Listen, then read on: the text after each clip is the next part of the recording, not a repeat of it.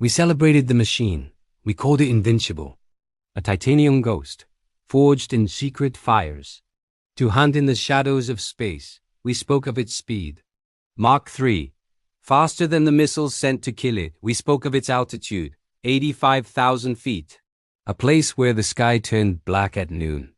We told the story of the SR-71 Blackbird, the greatest marvel of engineering ever to fly.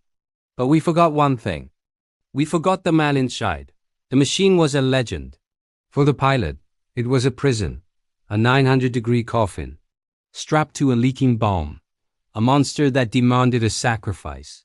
This is not the story of the plane that conquered the sky. This is the story of the men the plane tried to kill. This is the unfiltered human cost of being invincible. If you believe the pilot is more important than the machine, if you are ready for the story they were never allowed to tell, a story not of glory but of survival, subscribe now and turn on all notifications. You are about to enter the cockpit, and you will not leave unchanged. The mission did not begin at takeoff. It did not begin on the flight line. It began hours before, in a sterile white room, under the cold gaze of flight surgeons. This was not a uniform. It was a life support system. The David Clark S-901, a full-pressure chute, a personal spacecraft. The pilots called it the bag. First, the medical, heart rate, blood pressure. They were checking the machine before the man climbed into his machine. Then, the ritual. They breathed pure 100% oxygen for an hour, purging the nitrogen from their blood. If they didn't, at 80,000 feet, the nitrogen would boil. Their blood would literally bubble. A death of agonizing, silent torment. The bends, but in the sky. Then, the chute, a layer of rubber, a layer of netting, a layer of fire-retardant Nomex. Each piece zipped, snapped, and locked into place. The heavy boots locked on. The gloves with metal rings twisted and sealed. Click. The helmet, a globe of plastic and metal. Click. And then, the seal. The world vanished. Claustrophobia was instant. The only sound, the hollow mechanical rasp, fed through a hose. The smell of rubber and processed air. They were isolated, disconnected from the world. Before they even left the ground, they were astronauts, on a mission inside their own atmosphere. Their mobility gone. To turn their head, they had to turn their entire torso. To scratch an itch on their nose, they had a small Velcro patch glued inside the helmet. For 6, 8, 10 hours, this was their world, a prison of one. Then they walked to the beast, and the second enemy revealed itself.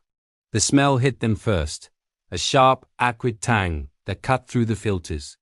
The Blackbird was a broken machine, on purpose. It was designed by Kelly Johnson's geniuses at Skunk Works to be loose. The titanium panels, the fuel tanks, were built with gaps. Gaps that were designed to seal, only when the airframe heated up and expanded.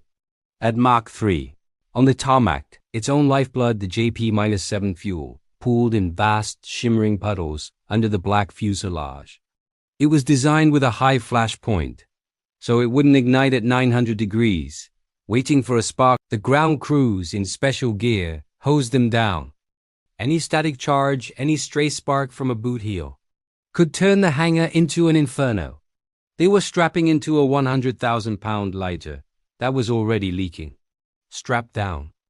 A thick, heavy piece of specialized glass, sealing them in. The world was gone. There was only the suit, the smell of the fuel, the hum of the generators. And the ignition. Takeoff was a controlled explosion. 2 Pratt & Whitney J58 engines. The most powerful air-breathing engines in history. The afterburners lit and the plane didn't accelerate. It escaped, a brutal, crushing force pinning them to their seats. They were climbing at tens of thousands of feet per minute. The sky turned from blue to deep indigo, to black. But the real enemy wasn't speed. It was the consequence of speed. Heat, a hellish, invisible fire. The plane flew at Mach 3, more than 2,000 miles per hour, faster than a rifle bullet. At that speed, air friction is not a gentle warmth. It is a furnace. The leading edges of the wings, The nose glowed at over 900 degrees Fahrenheit, 500 degrees Celsius, hot enough to melt lead. The titanium skin that made it invincible also made it an oven. The heat saturated the entire airframe. Inside the cockpit, the glass canopy was not a window. It was a heating element. Pilots reported the inside of the glass reached over 600 degrees Fahrenheit, 316 degrees Celsius. It was too hot to touch, even through the thick silver-plated gloves of their space suits. They were trapped inches from a radiator that could melt their visor. They used it. They would press their tube-packaged meals against the glass, heating their food on the window, while flying at the edge of space. A moment of grotesque human normalcy in an environment built to kill them. The air conditioning, a massive, powerful system, fought a losing battle.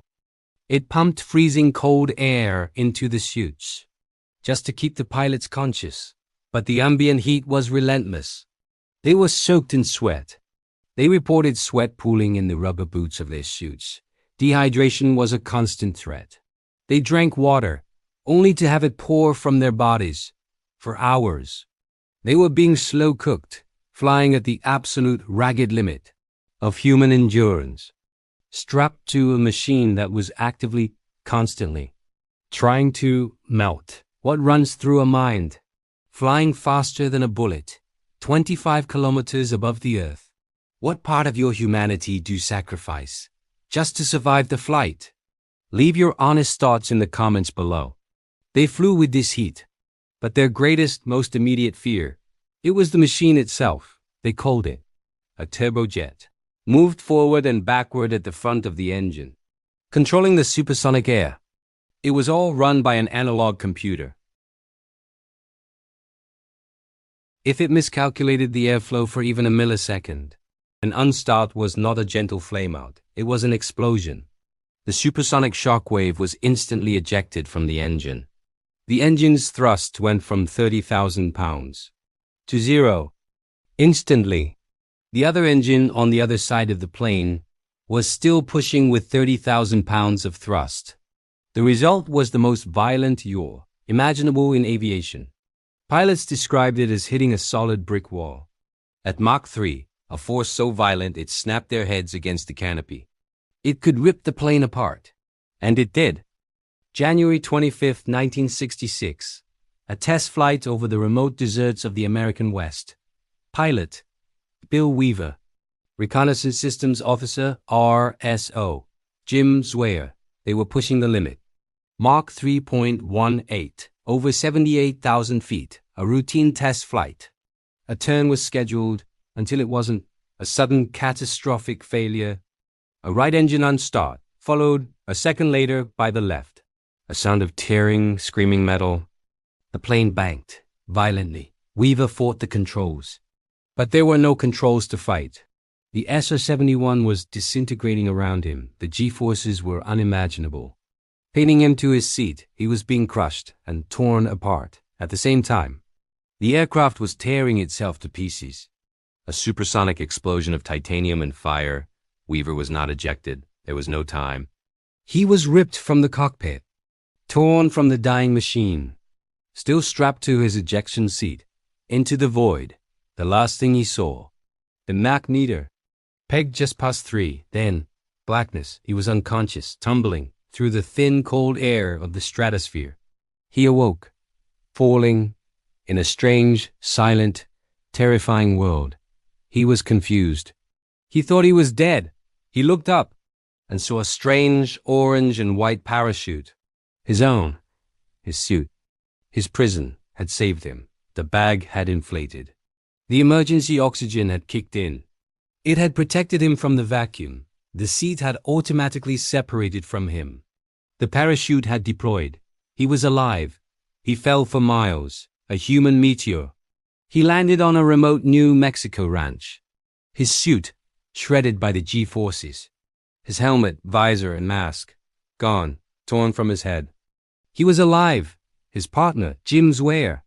His neck broken by the brutal, flailing forces of the disintegration. Did not survive the fall, Weaver had survived the impossible, the total catastrophic failure of the world's most advanced aircraft. He had faced the ultimate terror. The machine had failed. It had broken. It had torn itself to pieces. But the man, trapped inside, endured. This was the true price of the Blackbird. This was the risk. Every single time they lit the engines, the physical toll was brutal, but the psychological cost was invisible. These pilots were not just aviators, they were astronauts. Operating in a realm where no other human flew, they flew so high. They saw the curvature of the Earth, a gentle, blue arc, against the hard ink blackness of space. They saw it. In the middle of the day, they used the stars to navigate. The R2-D2 system, an automated sextant that looked up at the stars because they were flying above the clouds, above the atmosphere, above the world.